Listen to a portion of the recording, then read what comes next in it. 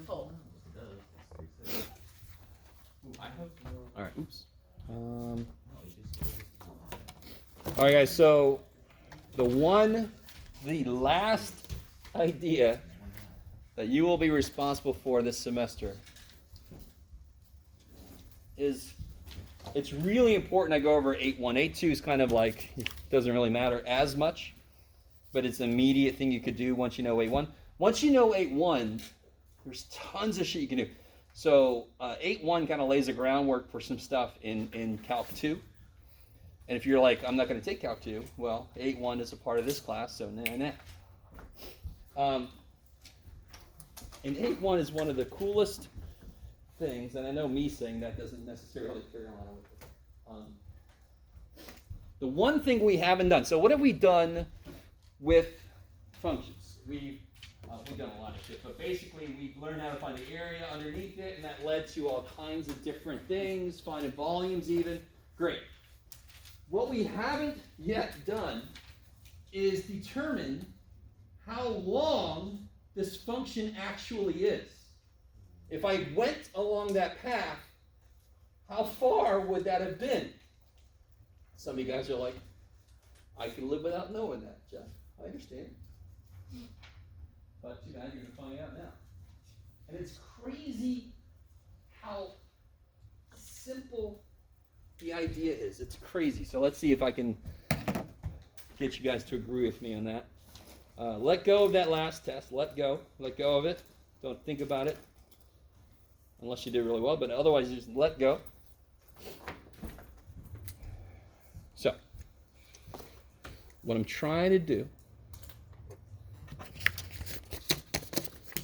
Let me see if they can focus. So given a function. Jeff, you went a little crazy there. I'm sorry. I want to know, I don't want to know the area underneath it. I want to know how long is that. Now, obviously, if I had something like this, how long is this? What's the length of this? Holy shit, right? So again, it's sort of this idea, we can sort of build it up the same way we did with areas. If it was a simple shape, I would know the area. If it's a straight line, I could figure out the distance, right?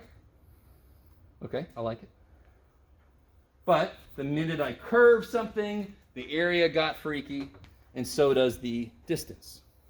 So we're going to sort of do the same thing we did before. Find my little, yeah, cool. So let's do this. What we're going to do, so in the event of trying to figure out the area, didn't we chop this into smaller areas? Correct, right? And in fact, what we chose was to make them rectangles. And then I figure out the area of each, and then I added them up and made the number of rectangles go to infinity, right? We're going to do the same exact thing, except now, what do you think has to be true? Or let me say this. If I zoom in to this function a ton, what is it going to look like at any given point? Especially because this function is very nice. This function is differentiable, right? Especially the way I've drawn it. It looks like some kind of polynomial, possibly. If I zoom in on any given point, what's it going to look like? A line. That's the idea of local linearity. So then think about this thing. Every infinitesimal step I take is a straight line. So how will I get how long this thing is? I just have to add up all those straight lines. And that'll give me how long this piece of string is, or whatever the hell it is. Let that sink in a little bit. So it's just the same. When I wanted to know area, I made rectangles, because areas of rectangles are easy. And then I could add up all the areas of the rectangles. And then to make it perfect, I made the rectangles infinite. So here, I can, let's take a big step first. Let's call this xi, why not? And let's call this xi minus 1. Okay. Oh boy, all right. So if I go from here to there, I can draw a straight line. I've chosen my points poorly, but that's all right. It already looks sort of straight. Let me zoom in on this.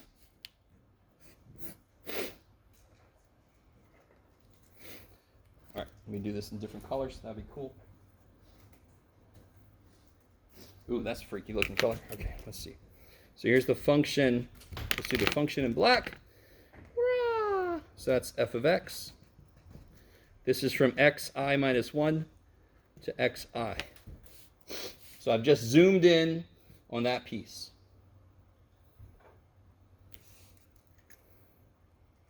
Okay, and this would be f of xi minus 1, and this would be f of xi. Okay.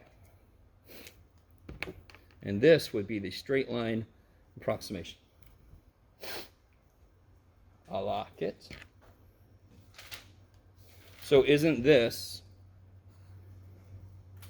xi minus xi minus 1? That's not the best color, Jeff. Where's your red? There we go. Get to use your red for once.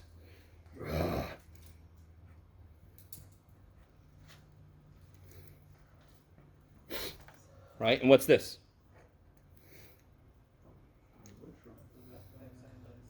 Yeah, f of xi minus f of xi minus 1.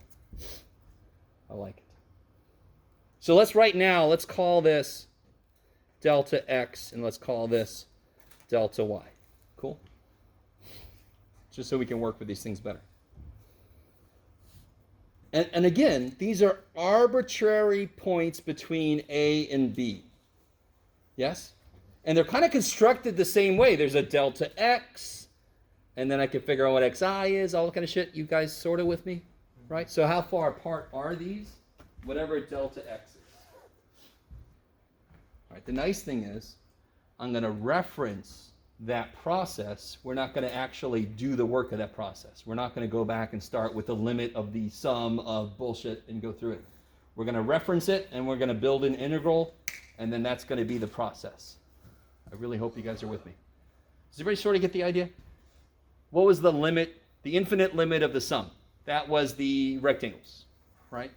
So if I let them go to infinity, I get infinite resolution, I get the actual area.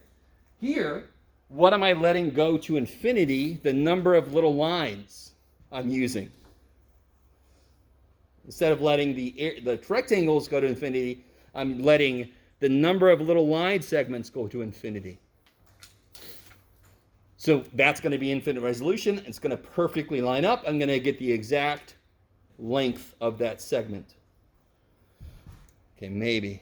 I love you guys. You're all like, just hold on. This is the last new idea. So what's going to infinity then? The f of xi minus f of... No. So, how far apart are these is based on delta x. And what was delta x based on? Right? Yeah. So how did I make this go to infinity? I let n go to infinity. Which basically means delta x goes to dx. Yes? Okay, good. I like that question because that actually kind of leads into what we're going to do. Does everybody understand the basic idea? This is kind of nice. It seems really hard at first. What's the length of this? You're like, holy shit. I know the length of the freaking line. I know the distance formula. I don't know what the freak this shit is. But then you just say, okay, well, if I take a really infinitesimal step, that's a straight line. And then the next step, another straight line. And the next step, another straight line. That's easy. So can somebody help me out? For this little segment, what is the length here? What is, we'll call it Li. Delta x squared plus delta y squared, the square root of that. Yeah, because the distance formula is just Pythagorean theorem, correct? When I just do this squared plus this squared and take the square root, that's just a little rectangle. Just a little triangle there, right? A little triangle lives here. So this will be the square root of delta x squared plus delta y squared. And let me be a little more specific here. I need to call this. Put a little I here. Okay. The reason I have to do that is for every little step I take, that is going to be the same. Are you guys with me? Just like with rectangles, I set up what the width is. So that's always going to be the same. But how far up and down I go depends on the function, correct? In fact, if it's a function like this, what's delta y always going to be if it's a flat function? 0. My y doesn't change at all. You like it? In fact, well, let me see. Maybe I'll do that at the end. Okay. So, now we've got this. Now, this next part's interesting. How do I want to say this? Yeah, let's do this next. Let's see. How do I want to say this? Yeah, I want to. Okay, let's build that up. Now, watch this next part. So, what I'm going to do, and let me see. This is the derivation. You're never going to have to do this part on your own. This is important to understand why this works. So let me do this on the side. Recall. Wasn't do you remember this stuff?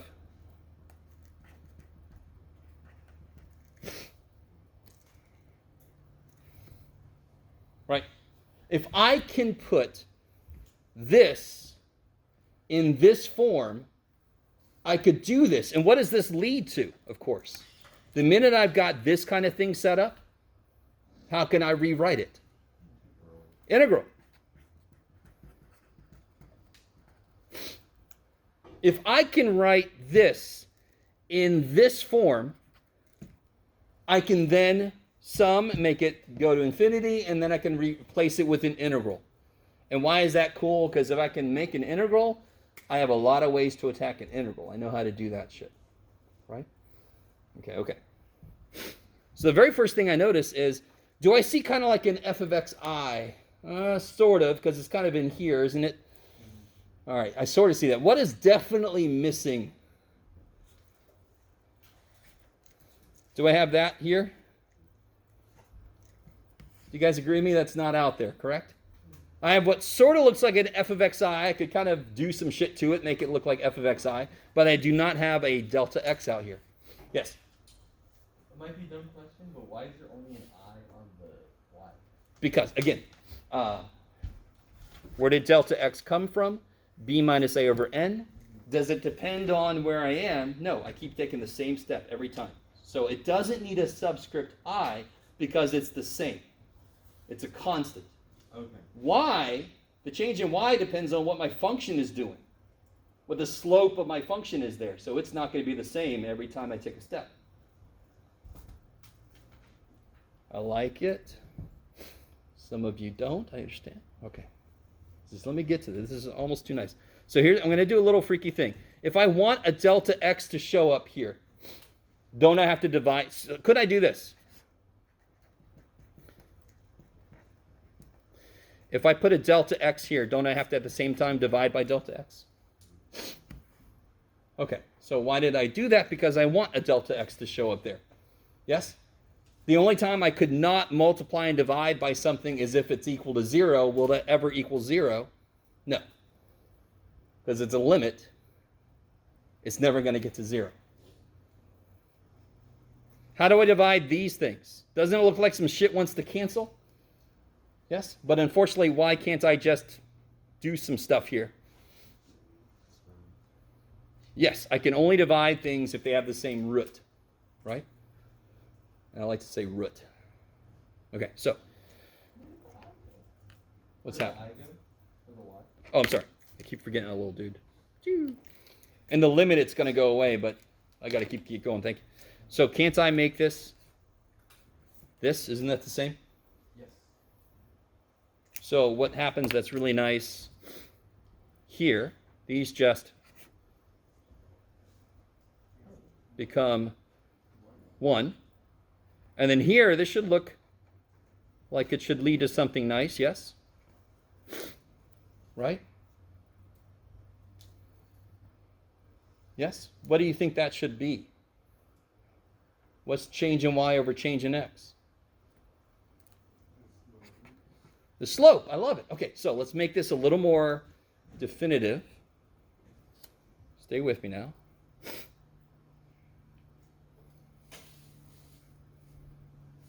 Yeah, okay, let's do this. So on the side here, let me see. So let's look at delta y. Let's look at this by itself. What was delta yi? Wasn't it this here? It's f of xi minus f of xi minus 1. Yeah. Over, and what's delta x? Xi minus xi minus 1, correct? And what's the limit of this as n goes to infinity?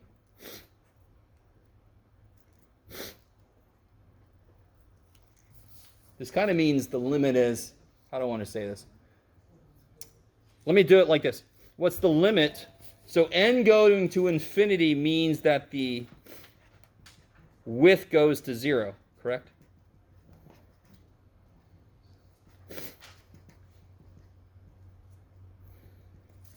And what is that? This is derivative at xi. That is the definition. That is the other formulation of the derivative. And again, it's because delta x going to 0 means that xi approaches xi minus 1, but all of this comes together and makes that the derivative, like we sort of knew from the very beginning. That's why I pointed out at the very beginning we knew that should sort of lead to the derivative, and sure enough, it does. So, this is all kind of like side work. So now, when I apply the limit and goes to infinity, the sum I equals 1 to n of this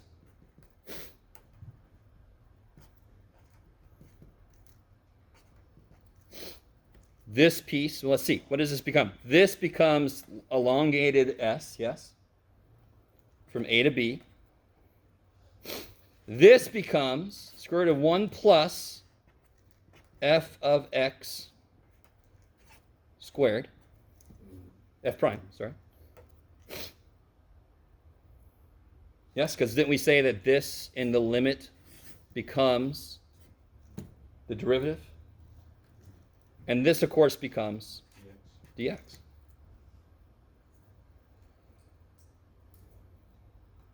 Crazy nice. So we sometimes forget where that 1 comes from, and it's because we pulled out a dx in the middle of this process. And why did we do that? Because we know anything in this form becomes an integral. So we just wanted to get it into this form. All right, so let's try a specific example out. So this is the formula for what is known as arc length. Now, normally when we say arc length, we mean of a circle. But now we understand arc length to be any function. The arc length is just the length of that function between something and something else. Okay, maybe. So, let's try it out. Let's see. Let's try something kind of nice. Let's say I just have... yeah, let's try it. Let's start really nice. Let's say I have just a linear function, 2x minus 3. And I want to know the length of this from x equals 0 to x equals 2.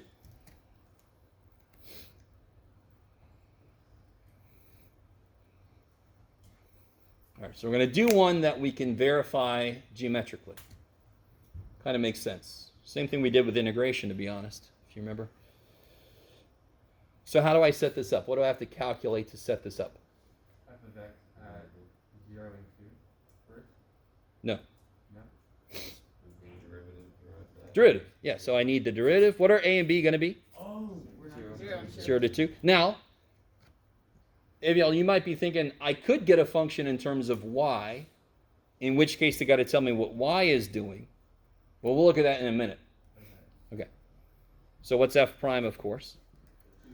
Freaking 2. That kicks so much ass. So what would this length look like? Integral from 0 to 2. Square root 1 plus 2 squared.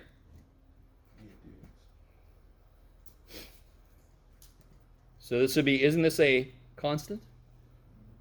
So what is that? So that's going to be square root of 5, correct? And how do you integrate a constant? Right? What's the integral of 2? 2x. What's the integral of 7? 7x. What's the integral of square root of 5? Square root of 5x. And I want to evaluate that from 0 to 2. So I just get 2 rad 5. You guys with me? All right, how do I do that? Please verify that answer geometrically without calculus. How would you do that? Probably first step would be actually graphing this, yes, and seeing what shapes you create. So if I graph this, what is it at 0? -3. What is it at 2? 1. So if I want to know this distance, can I use a naturally occurring triangle? How long is this? 2. How long is this?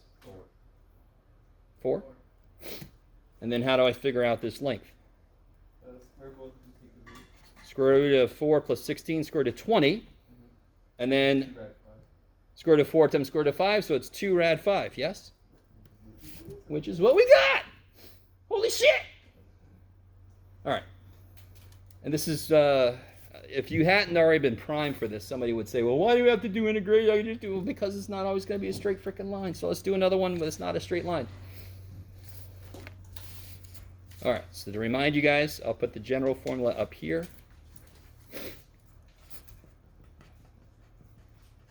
So that's the general idea. We'll talk about the y shit in a minute. Sorry? Oh, the square, thank you. That would be helpful, Jeff. So this is kind of funny because, well, I'm not going to talk too much about it. It's just one of the situations where I do have to put this with a square on the outside. So what if I had, let's do, sure. Well, let's see. This will be, okay. I got to create something that's going to work. Hold on. Yeah, that'll work, right? Sure, Jeff. Trying to think ahead here. Well, let's just try something out. Let's see what happens. All right, so say I have 4 minus x squared from x equal to -2 to 2. I like it.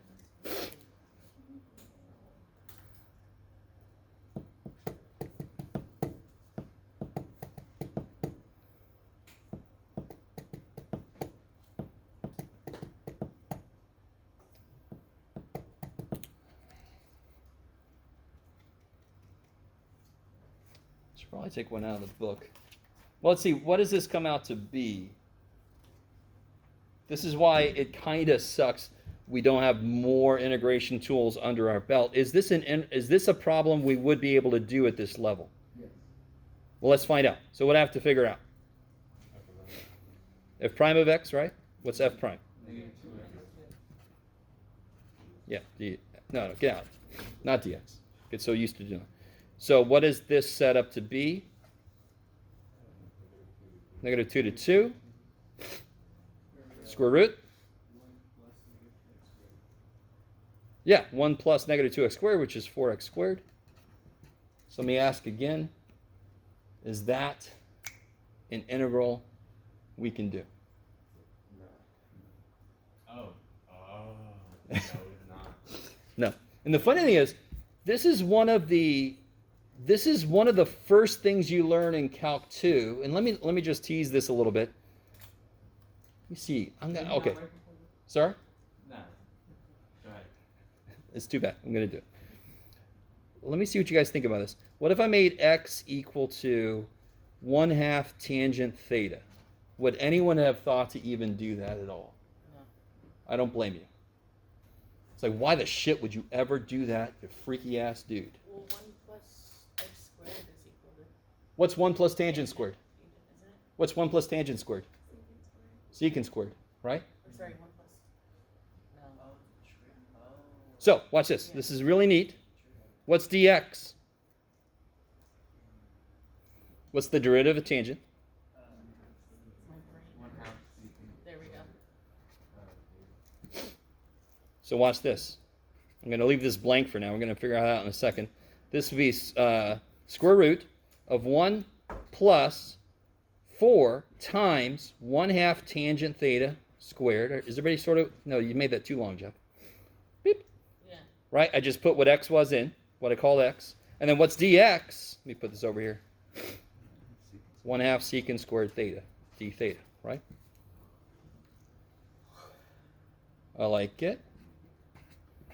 1 plus 4 times 1/4 tan squared, right? I'm not going to do this too much to you, I'm sorry. I still haven't figured out these limits. It almost doesn't matter. I just want to show you. This will be 1 plus tangent squared. Is that cool?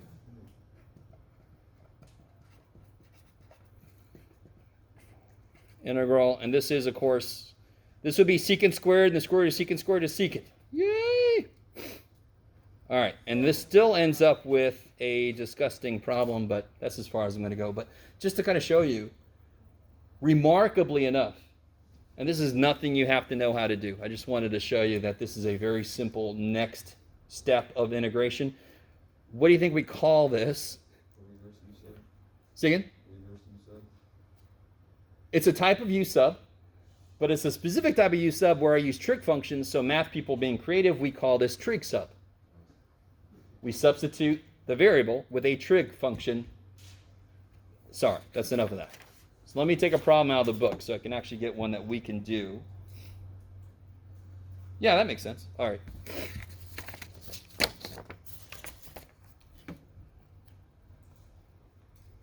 What does that say? Good Lord. I need my freaking glasses. Somebody have their book, number 9 on page 549? Is that 6x to the 3/2? I mean, that would make sense.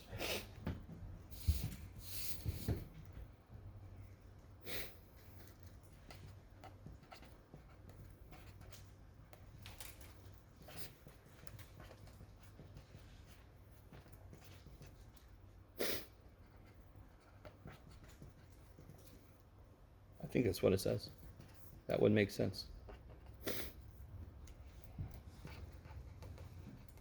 What did it say? Sure, why not? All right, let's try this.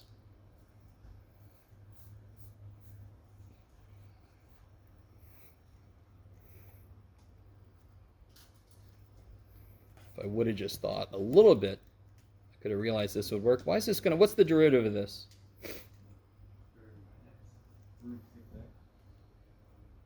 Yeah, the 3/2 comes down, right?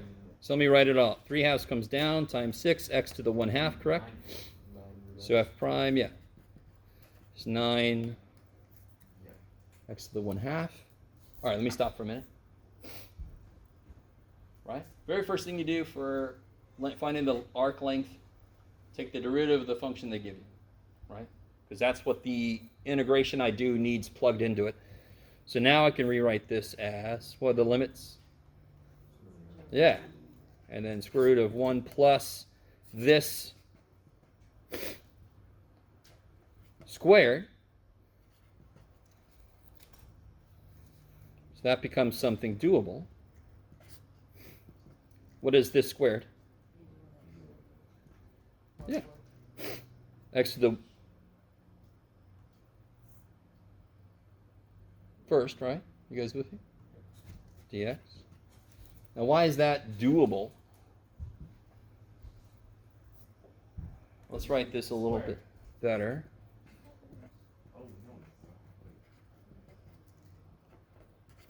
Do you know what the integral of the square root of x is? X to the 1/2? Yeah. What is that? It's going to be 2x over 3. Good? And this is the 3/2. I like it.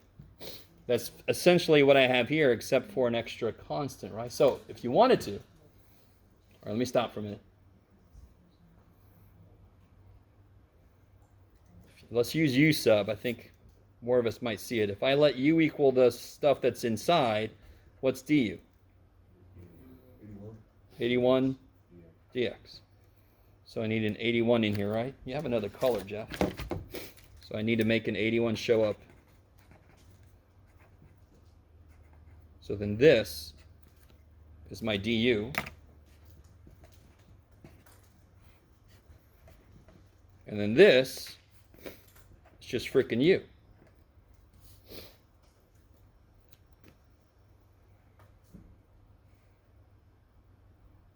Yeah?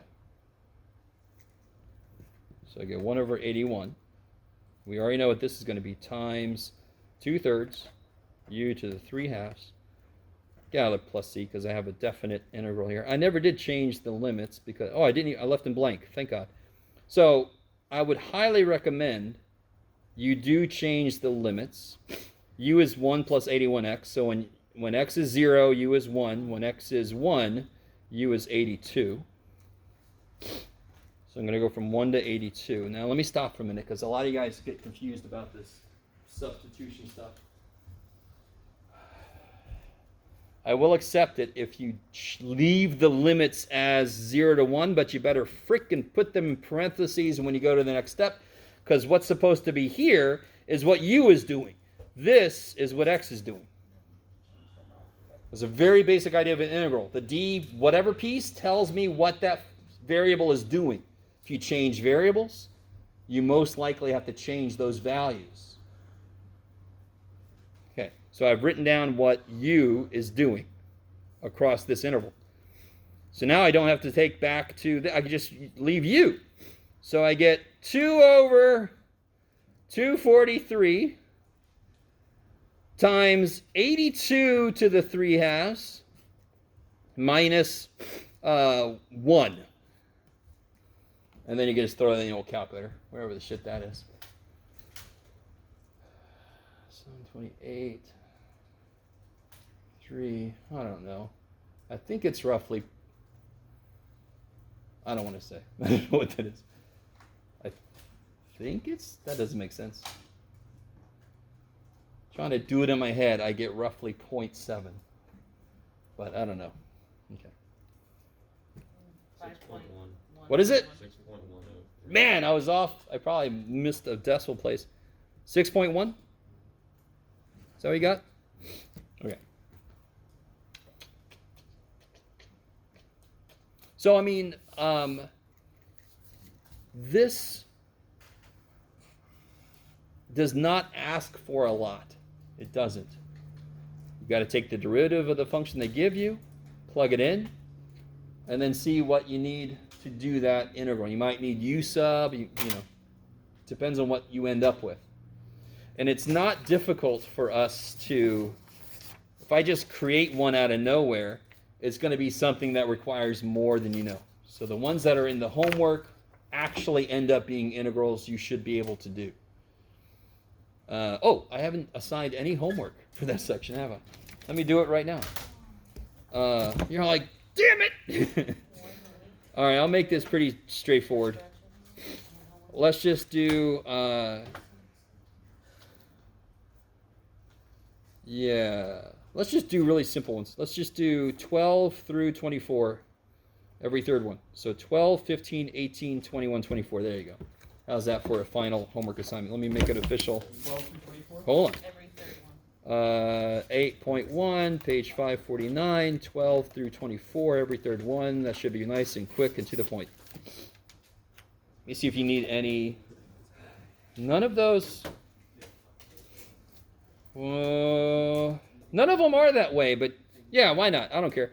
You could, if you were given, real quick, if you were given a function of y, real quick. Do you remember our derivation that we did? Did we have a lot of fun? If I'm given a function of y, don't I want delta y to be here? Yeah. If I divide it by delta y, wouldn't I end up with delta x over delta y plus 1 instead? Delta x over delta y is actually f prime of y. Just switches the x and y. So you end up with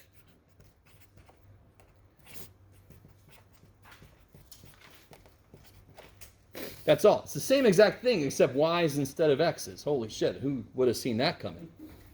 Of course it's that simple because x and y are arbitrary. I just do like this and all of a sudden everything changes, but all the formulas are the same. Okay. That's a good spot. Oh, I do have hard copies of the practice final. I didn't print out enough for everybody, so if you cannot get your own, come up and grab one until they're all gone.